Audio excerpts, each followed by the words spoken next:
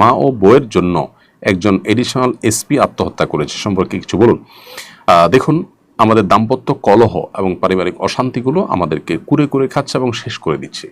এটার জন্য সবচেয়ে বড় আসামি যে অপরাধীর কাঠগড়ায় দাঁড়াবে সেটা হলো যে পশ্চিমা সংস্কৃতি।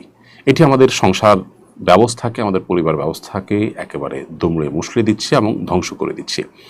আমরা যত বেশি এই কালচারকে গায়ে মাখবো তত বেশি আমাদের পারিবারিক কলহ বাড়তে থাকবে দিন দিন, সেটা আমাদের চোখের সামনে পরিষ্কার।